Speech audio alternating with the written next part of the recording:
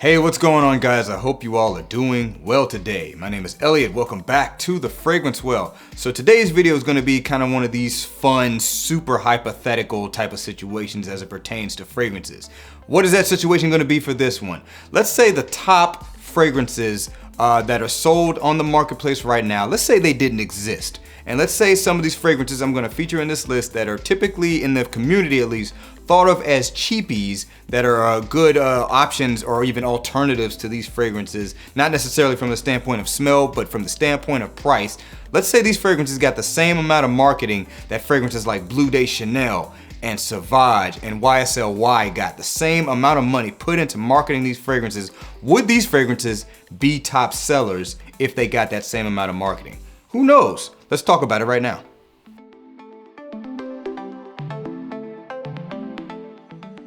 All right, so let's get into it. So the first one we're gonna consider is Versace Dylan Bleu.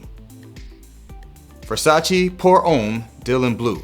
Now, this fragrance is by no means a sales slouch. I don't know where it ranks exactly overall in terms of fragrance sales, but it's not outside of the top 20, if at worst top 50. The fragrance still sells very well, but it is not a top 3 fragrance. It's not a top 5 fragrance. It's still trying to claw its way up in there into that kind of top spot, if you will. Versace Eros, in terms of Versace, is their fragrance of choice for marketing and sales. By the way, here's an interesting fact. On Macy's, as of me shooting this video, Creed Aventus is outselling Eros Eau de Toilette.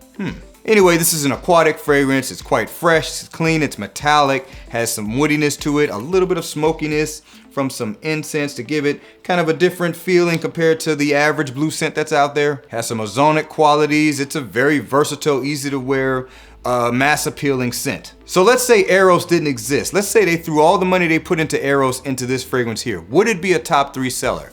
I actually think it might make it up there. Obviously, this is completely hypothetical. I can't predict anything, but I do think this fragrance is good enough, and based on the fact that out of the fragrances I'm gonna talk about in this video, this is the best selling out of all of them. This one has the potential to be a top seller in the fragrance game if the ones that are at the top did not exist, and it got the marketing support that Eros does. What do you guys think? Am I onto something here, or am I just talking out of my side of my neck? Oh, let me know.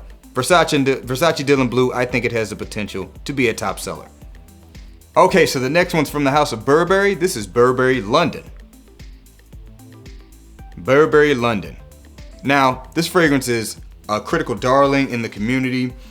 It smells amazing. I mean, it's a very good fragrance. It's spicy, it's woody, it's kind of boozy, has a holiday vibe to it. Awesome fragrance. Now, I have no idea the amount of marketing this fragrance got when it was first released. It's been out a while. It was released in 2006, according to the data that I have. So I don't know if they pushed a lot into this fragrance or not. That was also a different time in fragrances. Different things were selling at that time.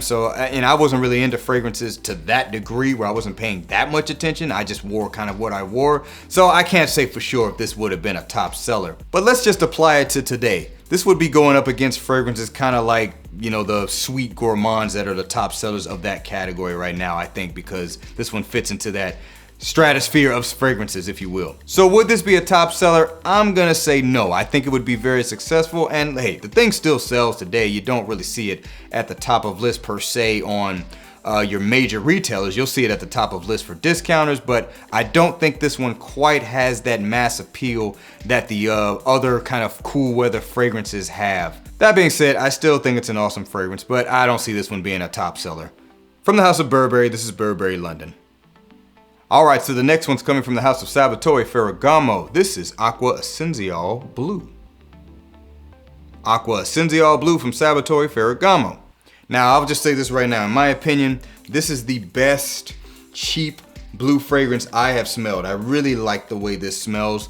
It's salty, has some citrus in the top, it has a lot of aromatics to it, it's fresh, a little bit ambery, awesome alternative to the more expensive blue fragrance. Now again, I don't know how well this was marketed. I don't know if it was pushed a lot. I don't know if it was pushed moderately. I don't know if it was just released. And also, this is a super hypothetical because as far as I know, this fragrance is actually discontinued. But does it have the ability to be a top seller? In my opinion, I think it does. Out of the typical aquatic blue scent, it's got everything else that all the other major players have. Has the versatility, has the mass appeal, has the compliment factor. You can't go wrong. Now, sad to say that Ferragamo in general is not really doing that well in terms of the fragrance sales, in terms of being a top player at least. They're selling fragrances, but you never see them these days anywhere near the top selling list in terms of when you go to a retailer's website and tell them to show me the best sellers. Nevertheless, I think this fragrance here is a knockout. So, Salvatore Ferragamo Acqua Essenziale Blue, I think this does have the potential to be a top seller.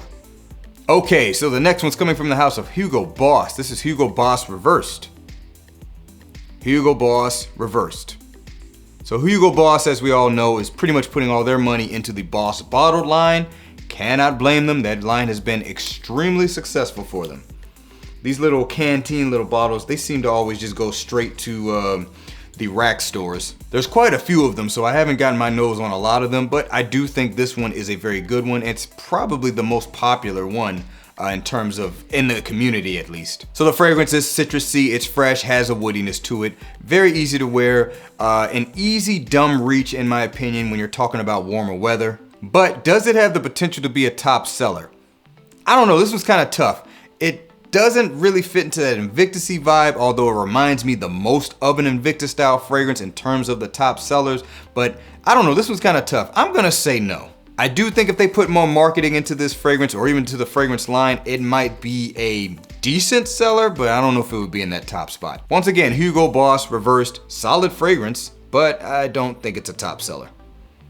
All right, and last but not least, from the house of Mont Blanc, this is Legend Eau de Parfum. Legend Eau de Toilette works as well. So Mont Blanc Legend, let's just say Mont Blanc Legend. Fragrance has a heavy similarity to Abercrombie & Fitch Fierce.